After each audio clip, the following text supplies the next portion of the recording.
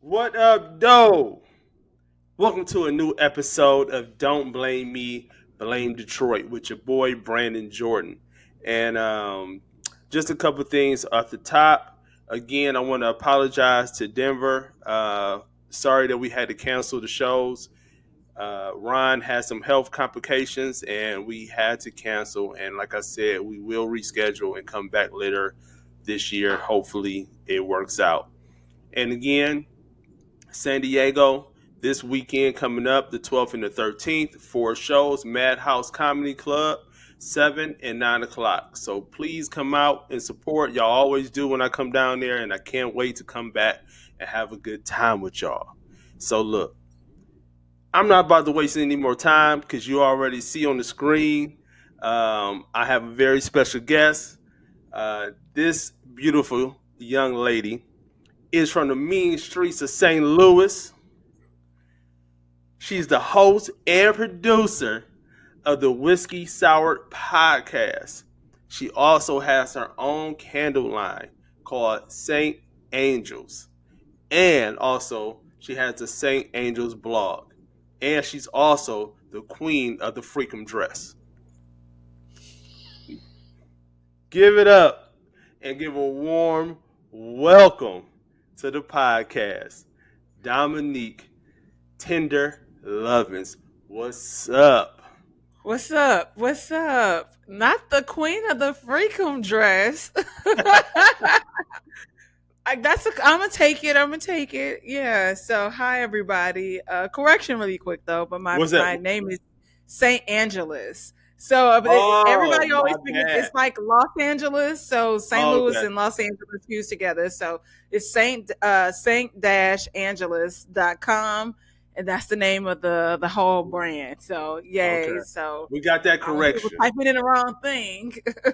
We got that correction. But what's good with you? How your day starting off? My day is actually pretty busy. I'm actually working on orders right now for the candle line. Mother's Day is next week, and so I Hmm. have a promotion going on where you get 20% off your purchase of $60 or more, and you Okay. get a gift with purchase. So for anybody that needs a last minute gift, Saint Dash Angeles, that's SAINT dash ANGLE. Yes. So it's just so yeah. So just use code, and we ship pretty quickly. So I was working on all the gift with purchases this morning. So I'm tired. I hopped on Zooming with the homies with to here this Hmm. morning. Then we did a review of Married at First Sight. So Okay. that's where I'm coming from with my other co-host from my other podcast. Everyone Needs an Aquarius. It's a it comes out twice a month, and so we're thinking about having an emergency episode because of all the shenanigans that have happened in the entertainment realm this week. Oh yeah. And now I'm here, so kind of Okay. busy, Well, well kind of the next busy. well the next 30 minutes, I'm glad I got your attention. Yeah, I'm here. I made it. I made it. Like, I'm so happy that you sent a follow because I was like, oh my God. What time? Because I committed to all this stuff. So Yeah. thank you for having me on or whatever. I know you found me through my homegirl Keisha. So Hmm. hopefully she and I will be working on a project or something really soon. So Well, yeah. so no. The thing about it is I had been trying to reach out to you. When you try to reach out to I've me, been you reached did you out to send me you. an email? No, I had DM'd you. But I was like, you know what? She don't follow me, so she ain't checking the other stuff, not at all. Yeah, And so yeah.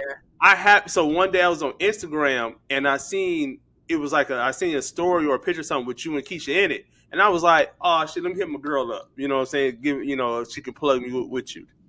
Yeah, I'm so sorry because like half of those messages, so I'll click it and click off real quick just to get the alert or what. I don't be reading because the majority of that stuff is spam. So I'm like, okay, yeah. So Or you is it spam or is it niggas that you don't want to talk to that you calling spam? okay? First of all, I love how y'all think my DMs be going up. They be dry, and I'm being so. I can show you right now. They be dry. So the majority of those messages that I get are spam.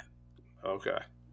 I Y'all love to tell me what be happening in my life and it don't, because I'm like, where the niggas at? It's okay if Uh, like, I didn't mean to say yeah, that. I'm you can say sorry. whatever you want to say. But like don't nobody be sending me no messages.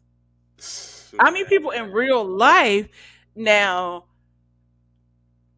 if you say something in real life and then it don't hit and stick, I'm sorry. That's on you. But Mm-hmm. I'm a nice person. So yeah. Mm, okay. Yeah. We'd be the judge of that. Listen, you already talked about my city being the Hey, mean street. it is the mean street. St. Louis ain't no joke. I know Detroit is not talking Hell no, it ain't. because We I'm need like, y'all a little worse off than we are, okay? shit. We need the Avengers in Detroit. I don't know what you're talking about. Look, all right. I mean, you know Hey, what? I I know, guess I'm wrong because y'all are being heavily gentrified right now. So whatever. and you know my Tigers is whooping on them Cardinals' ass right now too. Look, do you want me here as a guest or do you want me to exit stage left?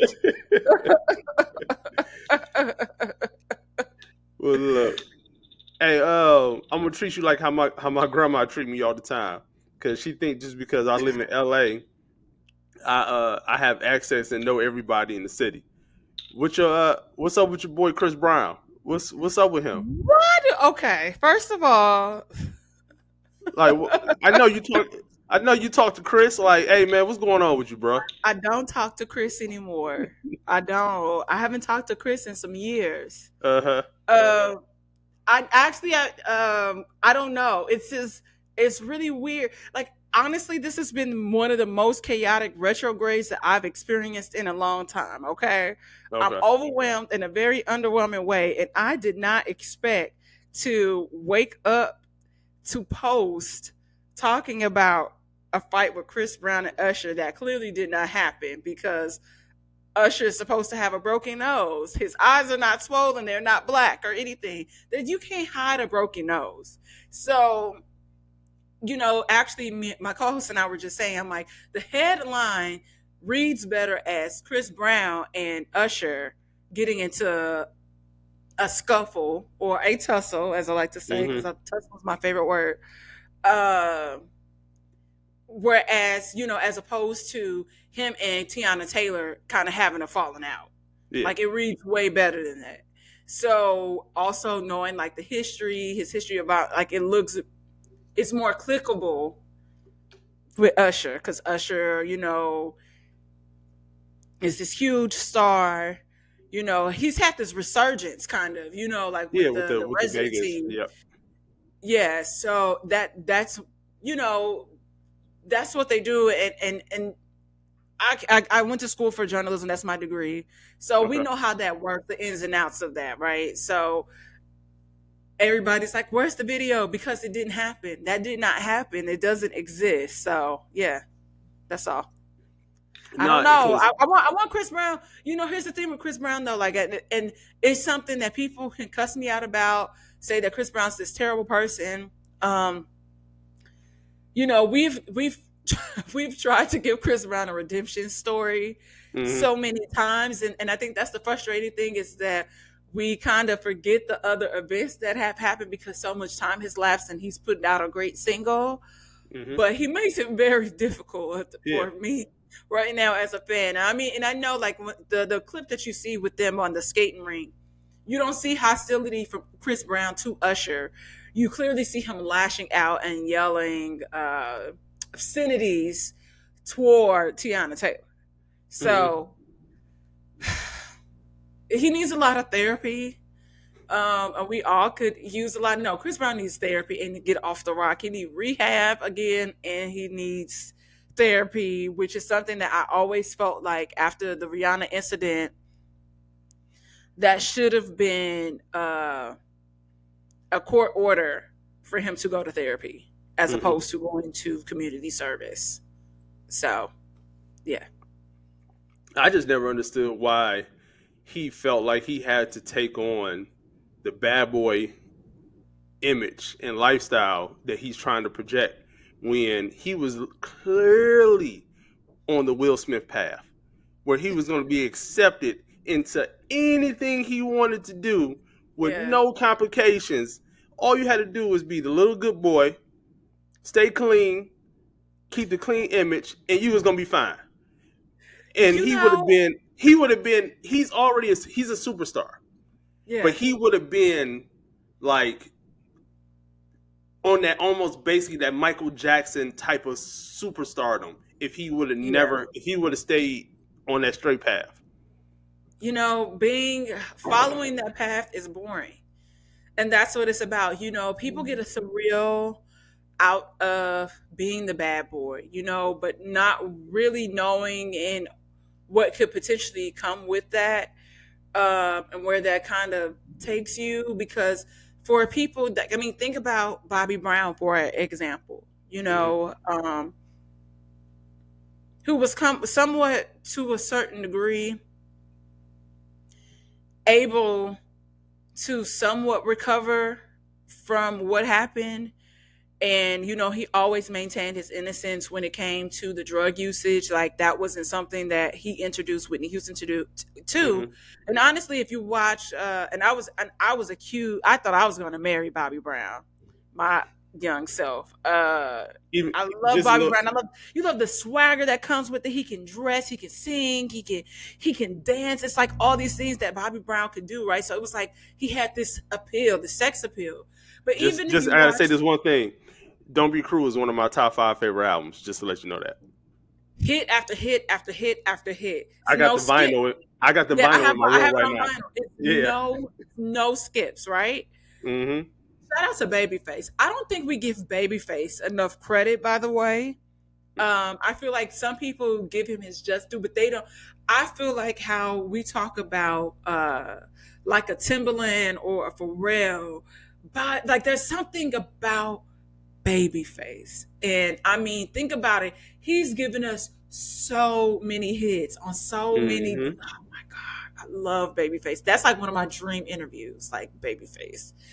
And I will say that when it comes to Chris, I think that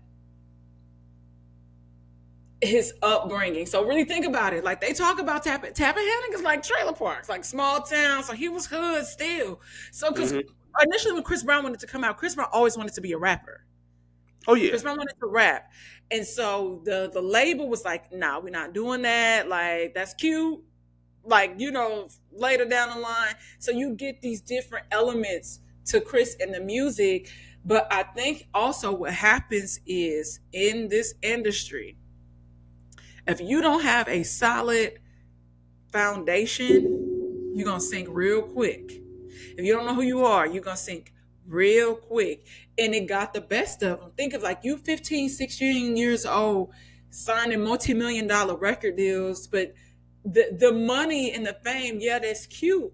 But when you when you're on shaky ground, you see what happened. And then, like they always say, the industry pairs people together or whatever. So Mm-hmm. if that is true, you paired him with somebody else that comes from a shaky similar background, and then chaos, tussle, happens. And because they were abusing each other. Like, I think that's why people were so forgiving of that situation with him being one young, but Rihanna, speaking out and saying, without saying that they were kind of toxic to each other. Like people don't understand. Rihanna a big girl. Yeah, Rihanna's like Rihanna might be 5'10". Rihanna might be 5'10" or 5'11" and wears like a size 11, 11 and a half shoe. Yeah, Yeah. Rihanna's Big not a girl. small girl, She's and not. she's one of them island girls with them tempers. She, she Yeah. don't she don't play. Yeah. So you know, it sucks, but it's just really he just needed help. And and as much as he's failed himself, and because I don't want to make somebody else seem like, oh, the scapegoat, or or whatever. So it's because after a certain age, when you reach a certain threshold, you are responsible for the things that you do, right? We all Right. have free will to do whatever we want. We all know that things sometimes come with consequences. And my mom taught me really early on to look at the Z before you step into the A, which is just Hmm. for every action, there's some sort of reaction. So, what could that potential reaction be? So, in the case of Chris Brown, him being so young, him experiencing a level of trauma that happened because his mother might not have chose the best partners and stuff. So he's seeing these things and they're being engraved into his, ingrained into his mind. And then you go to repeat what you're seeing. And now you have bad boy Chris that we know of. So like, yeah, to a certain extent, like I feel like his parents might have failed him, but Hmm. after it's a certain threshold that you reach, and it's like you got to be accountable for your actions. And so, if you want to do better, to know better is to do better, right? So Right. it's like if you want to be, the best version of yourself, sometimes you got to. It's a lot of work. It's a lot of work that you have to do, and that work is scary, because the episode of the podcast that I'll have dropping, I believe this week I talked to a psychotherapist, which is my homegirl, Okay. and we talk about healing in real time. And healing in real time is not pretty. It is, you are in the thick of it, and but you know what's going to be on the other side, right? And so it's tricky. It's tricky. It's scary, but you know that the outcome is going to be worth it, and it's Right. an ongoing process. You're So right. no, man.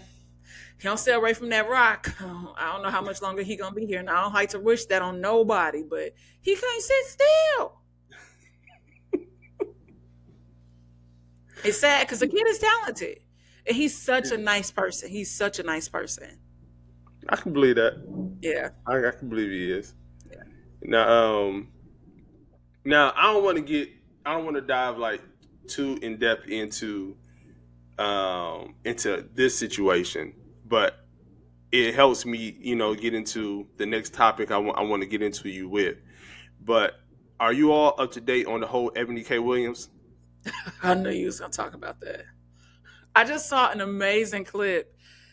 I can't believe I'm using this word with this person, but I just saw an amazing clip from Dr. Umar Johnson talking about right? It's like Umar can be very problematic. But it's I, like, okay, yes, I'm familiar with uh, it. I love Umar. I some stuff I'd be like, come on, bro, now you tripping. But a lot of stuff I'd be like, you make complete sense, what I'm saying about this. It's like right message, wrong messenger, Hmm. because Umar hates feminism. Umar hates uh, like the patriarchal, white supremacist, capitalistic society, but while being able to profit and benefit off of it. So it's like, what? Yeah, I'm familiar. I'm familiar. So let me ask you this: Are you single? My life. Okay, so yeah, no. I'm gonna say no. I'm gonna say no. No for 1,000, Alex. I'm Okay. not single. Yeah. Okay. So you have Yeah. somebody. All right. Yes. Okay. That's good. So I wasn't a person that was I would when Kevin Samuels was alive. I really didn't watch too much of his stuff. I didn't, Hmm. what I'm saying, so I didn't have an opinion on the guy. And only thing I was hearing was he's bad, this and this.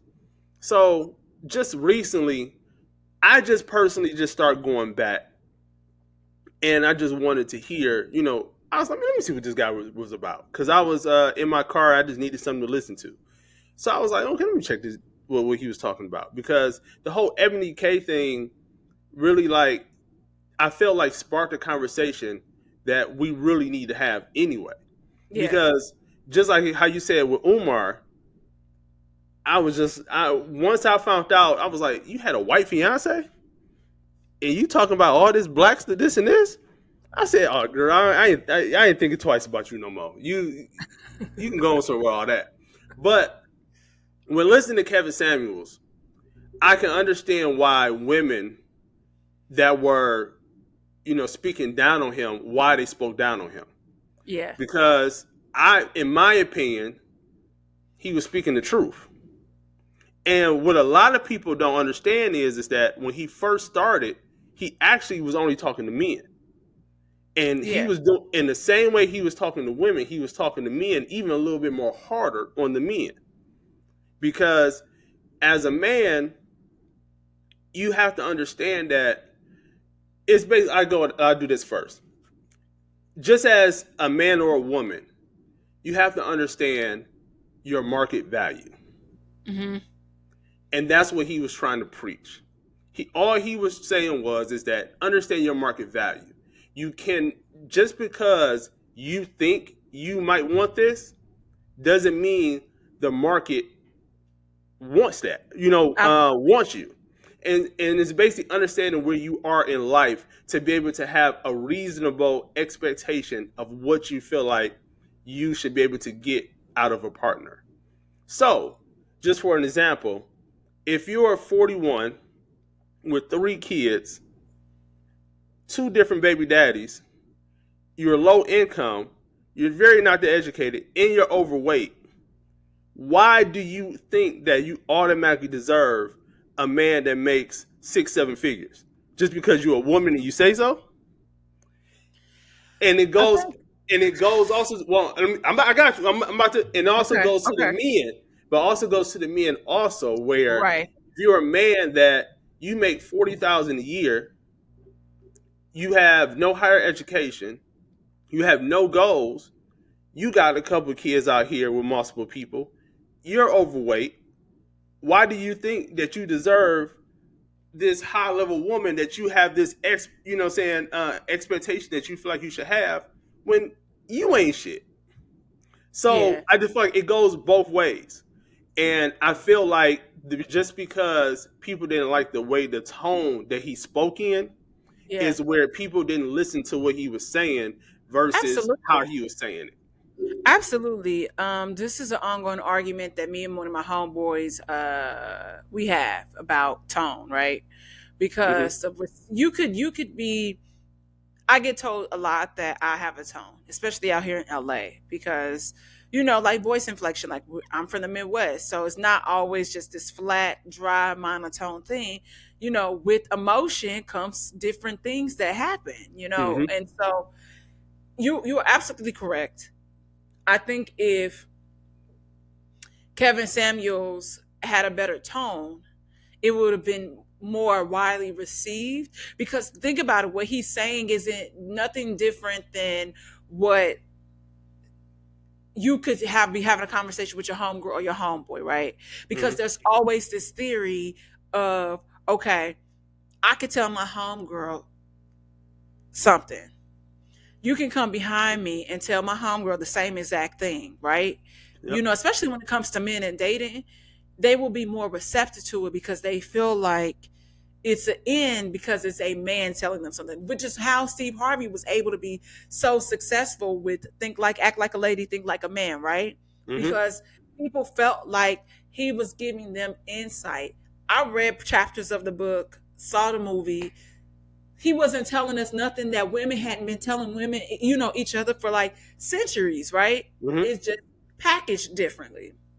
So, also, I think that some people, some men got off on how he would kind of talk to black women because there's this weird lane where people have trauma and they hate their mammies and their grandmammies. So when Hmm. they see black women being disrespected, they get a thrill out of it, right? Hmm. And the same thing could go for how he was talking. I saw some of the clips where he was talking. He was talking to black men crazy too.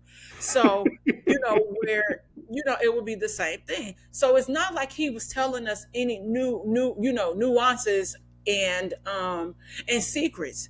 It's conversation, but it's like you said, knowing your value. But here's the thing about knowing your value and your worth. Hmm. There are some people that we might not find aesthetically pleasing to the eye, right? Yeah. But they have this level of confidence and they know how to make that play in their favor. So they are Yeah. able to dibble and dabble in other lanes that the other person that might not have that gift of gab and that flyness that we talk about, they wouldn't able to be able to float over there, right? Hmm. And so when it comes to the conversation that Ebony K. Williams is talking about, it comes to this space of, I could see if she said, okay, my friend, my homeboy asked me this, like, would I date a bus driver? I said, here's the thing, I'm not opposed to it, but a lot of the times, at least not to my knowledge, I might not have necessarily been in that space with somebody Hmm. to even dabble or meet them for real. So I think sometimes it also has something to do with where you hang out. So if you're hanging out, like the majority of the time that I worked here, I worked in Beverly Hills. So Hmm. after work, that's where we was going to happy hour and stuff because we knew the bartenders. It was across the street, or we knew somebody at the Beverly, Wilshire or whatever. So that's where we were going. And so, it wasn't that somebody was a gold digger. It's just like that's where I would meet people because that was where I would spend the majority of my time. Right. So it's not to say that somebody can't have something. It's about what's accessible to them.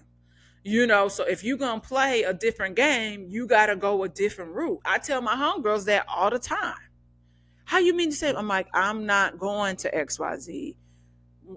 Also, I ain't sitting in traffic to go to XYZ because you know how that is out here. It can take you 2 hours to get somewhere, that's supposed to be like 15 miles. Hmm. So I move off of that space too. But what happens is it's like I think people would have respected her answer if it wouldn't have been, I mean, if he owned a bus or if he owned the Yeah. trucking company or whatever, she could have said to Ayala, like, you know what, like I don't know if I hang out in those spaces. To me, I don't know. Like she could have blindly said that, and I think it would have been better received. But as opposed to it just being an attack, and then when she went on the Breakfast Club, it was like she doubled down Oh, on she what. tripled down on the Breakfast Okay, Club. I was trying to be polite, on what she said, and then it was like a knock because I think we do forget how much money a blue collar worker can make. And Hmm. I'm weird about this because it came up on one of the shows that we reviewed, um, where the black guy is talking about, I want somebody that's educated, blah blah blah, and I feel like we stress education so much onto our people, you know, as opposed to like, like trades and all these different things because there's so many avenues where people can Hmm. make money. It's not always having a formal form of education. And a lot of us that are educated with degrees, we don't work in that field. Like I don't the Right. majority of my friends that I went to college with, like the majority of them don't work in what they majored in. Hmm. you know, I just happened to move to LA and wanted to work in broadcast and trying to figure out to get my footing. And I'm still learning that, I'm 36. I've been in LA 13 years. I'm just now like figuring out, yeah, I've been here a long time. No, you 36. Yeah, I'm 36. I Oh, know, right? It's I crazy. thought I'm I proud of thought my age. I'm proud of my few I grades thought that you. popped in. I ain't gonna lie. I thought you was like 26, 27. Oh, well, thank you. No, I take my vitamins and I be drinking my collagen. Um, cause black do crack, but it's life be life in. But Hmm.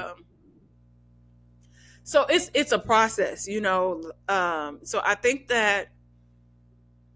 we have put so much emphasis on those types of things, and it stems from us like trying to assimilate, and it goes back to like European, standards of beauty. Us wanting to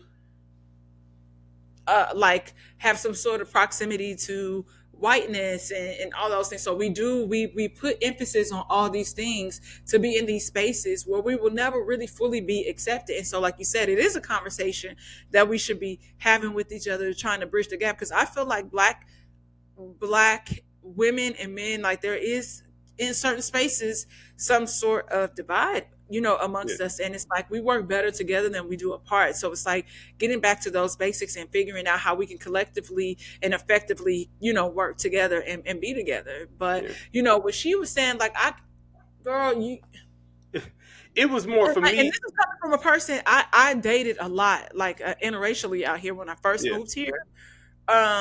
And for me, it was just, something that I wanted to have black kids. So, it is definitely a journey or an experience that you have um, when that happens. But I'm like, you were engaged to somebody else that was not black, and Hmm. then he left you hanging when COVID hit and went to go quarantine with his family, and you never saw him no more. So, were you that great of a catch, or what was you doing? Like, where you couldn't even go quarantine? Like, did you know his family? Like, so it's like so many things that go into it. So, I'm not listening to somebody that don't even really have it figured out On herself. their own. Yeah. So, So, like for me, with her, it was whatever you prefer, saying whatever, but it was the tone, the yeah. way that she said it, and her facial expression Hmm. was, to me, was the issue. But then when you did the whole double down video, it was like, now you tripping. You know what I'm saying? Now you just ridiculous. But with this whole movement and this whole thing, because if you go on, I go on YouTube, all I see is videos about men and women relationships all day. It's on my timeline all day. Yeah. And and for some reason we in this era of a lot of women. I want to do 6 figures. I want 7 figures. He got to make this amount. This. And for me, when women say that, you really sound uneducated when you say that, because if you understood how the world works, it's only a very very small percentage of people, of we don't even say people, of men that make that amount of money. Yeah, Two, because women, and it's especially when it comes to black people, because black women outnumber men when it comes to being millionaires and tapping uh-huh, into that bracket. Yeah, right. And so it's even more of a smaller percentage of men, of black men, that make that type of money.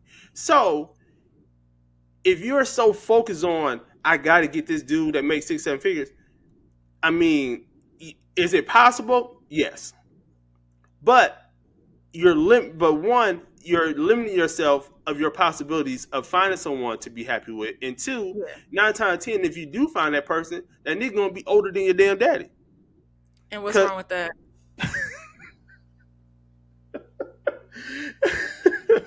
hey, if you want to be 25 with a 60-year-old, go right ahead. You can have that life. It's it's a as someone who's had a partner that was 24 years older than me. It's a different vibe, man. Hmm. It's certain things that's not happening with that person in that age bracket, at least that I'm aware of. You Yeah. know, certain struggles and tussles that exist. They ain't with all of that rah rah because Hmm. they trying to keep it cute. Like they want to travel, they want to do Yeah. nice things or whatever, and have a good time. The person that I'm dating, I've been like dating off and on for a while now. He's young for me. Like I've always dated like older men, and so Hmm. uh he's like when it's early 40s. I'm like, boy, you so young, grow up. Like it's something he said. I was like, oh, grow up, like chill. And so I just I think what happens is that we get, when it comes to women, think about like a lot of the things that we're taught about men. Like Hmm. y'all providers. Right. Like they people always say find somebody that has a good living, that honest living, they make good money, that can take care of you. You don't have to love him. That'll happen later down the line. So think about things like that and how we're both conditioned as human beings. Like you guys have certain things, like you gotta have this, then you can have love. So men, I feel Mhm. like sometimes the emphasis is not on the relationship aspect, like because you guys are taught to be so like goal driven, and you gotta have, in order to have this, you gotta have this, Right. and then you can get this. And so y'all have this checklist of things, and if y'all don't have something, y'all can meet the girl, and that could be the woman of your dreams, right? Mhm. And because you haven't hit a certain tier, y'all let that go and then try to spin a block, and then she's like happily married to somebody else. And like, and studies show this too, No, no, that you're right. yeah, a lot of men feel like when it comes to them getting married, and not all men, and I don't want to put misinformation out there, and people looking at their partners crazy. uh, a lot of men feel like they settle when it comes to getting Mhm. married because they wanted to be stable financially before they took on a partner and got, Yep. came together with somebody. So it's an interesting thing that happens. Whereas early on we're taught that, you know to be moms, we got to be wives, we got to cook, we got to clean, we got to do all this stuff. And you know it's crazy, but it's also, when you talk about dating, it is a game that we all got to get out there and play. Mhm. So are you going to lowball it, or are you going to highball it? So I'm a highballer. I might, get net sometimes. I might shoot a brick or two, but at some point, Uh-huh. something going to go in that net. You know Yeah. what I mean? So Uh-huh. we can't be mad at women that say that, because on the flip side, sometimes when women are just as equally equitable as men, when it comes to finances and stuff, some men are intimidated by that. And so Mhm. they want somebody else that falls a little bit, if not more, beneath them, where they probably have more control over the situation, and mainly Mhm. financially, where they can kind of feel like, I got the money, I can do what I want to do. She gotta fall, she gotta let me do this because I'm the breadwinner. That's Mhm. unfortunately how some men look at the situation. So you Yeah. can't be mad at Molly or Shaniqua for wanting to date a guy like a LeBron James, or whomever, because society has told her, the rappers have told her that she can have that. So she's just listening. She realized, like, oh shit, if you're telling me I can have something, I'm coming to take you, bro. Yeah. But that's where you got like this. This is one thing that I always felt like, and something I always talk about is that you shouldn't have your preferences outweigh your standards. Yeah, okay, I can make rock with that. Yeah, I would prefer a girl to have big lips. I would prefer a girl to have this with her hair. I prefer to have this and this. But if I make that more important than someone that is loving and trustworthy, someone that is a good mother, so has good motherly instincts, saying, shows that, someone that can, you know, be there for me, saying if I put all them other preferences, things of how a person should look or what they should have over the things that are going to matter to make a strong relationship, that's when I feel like saying the situation is wrong.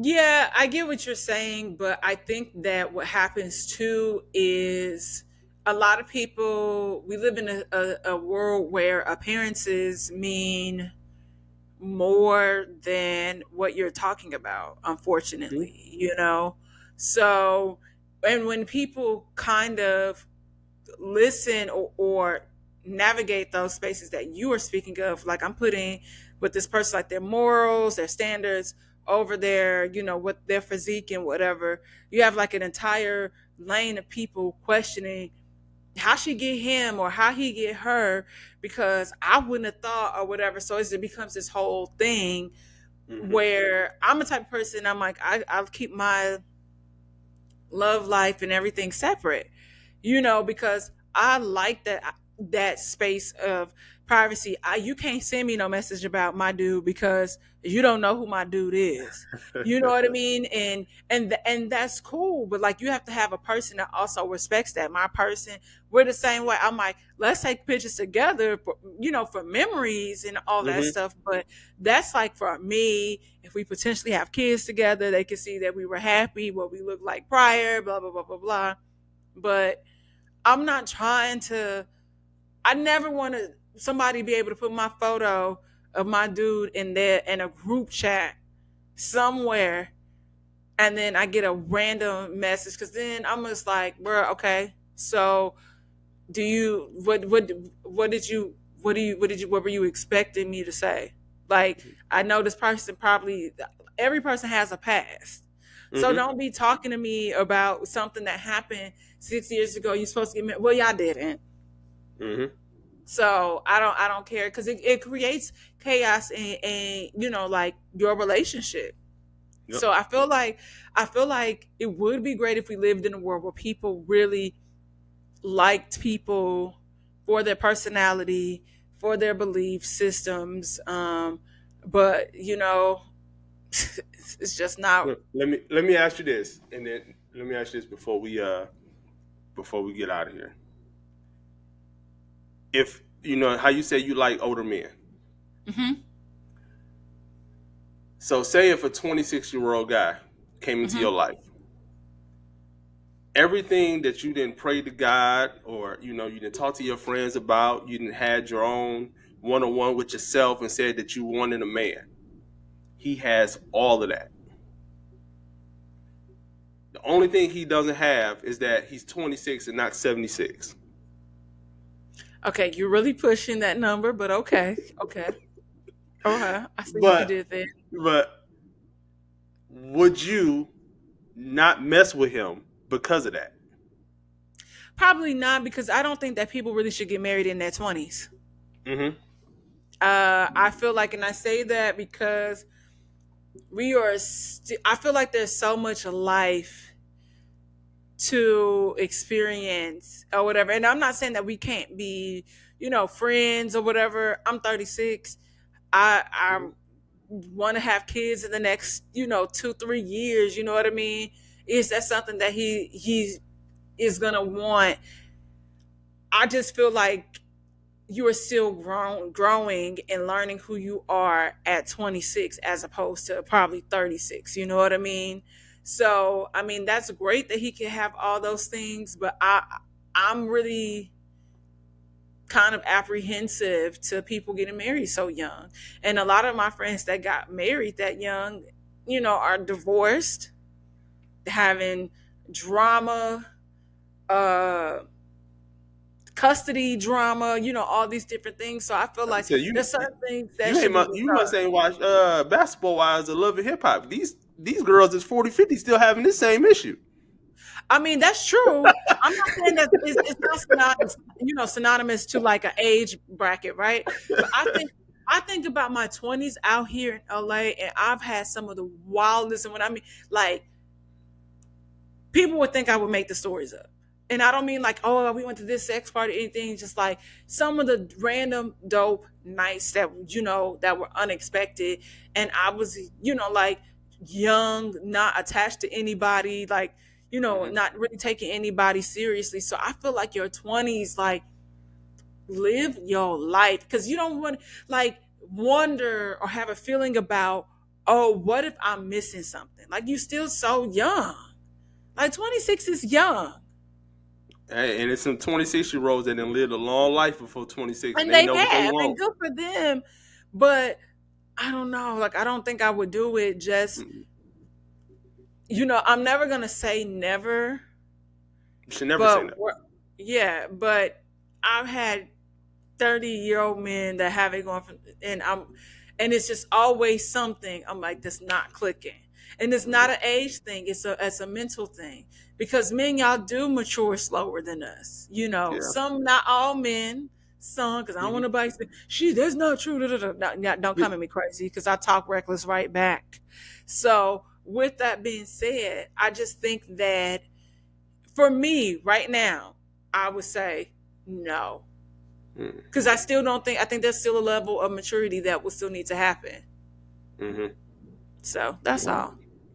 So, what you got coming up that you want to talk about? Um, just these candles for real, creating content, more curated content, working out, eating better, landing an agent. That's where my head is. So like those are the goals that I am focused on, being consistent with working out and you know being silly for y'all online. We have some content that we're gonna create. Tuesday actually, Farron and I have like a little web show that we're gonna do, Mm-hmm. and we are rating these wigs that we bought. So Okay. the wiggery chaos will ensue. So that's it, like taking life a day at a time because life has really been kicking my ass. And that's just me being transparent with people. It has been, so I'm telling you, I'm like, whoo, I'm Mm. just taking it a day at a time. All I right. had to send the puppy to her daddy house. I was like, I need a break. I She's been get giving you. me a tough 2.5 weeks. I couldn't sleep because she was sick off and on. So he was like, I think Pax has vertigo. So that's a whole thing. Yeah, Mm-hmm. having a puppy is literally like having a child. I need a break. And doing that the majority of the time, it's not that I'm a single parent, it's that he's consistently working and I go over there, Yeah. handle that. What's So and then make sure because I don't want to get it wrong again. What's the St. here we go. Angeles. So you can follow me at St. Angeles. That's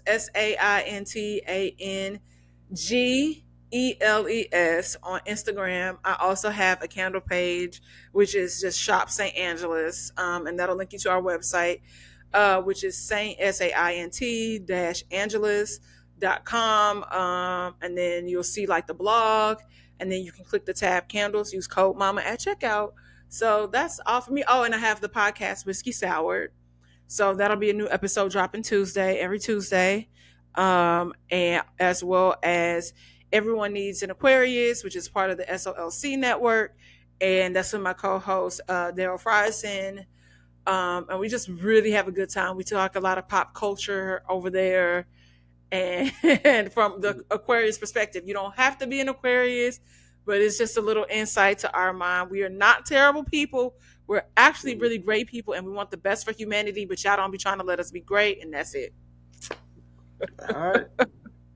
And y'all know, saying y'all know the Instagram, Brandon Jordan Comedy.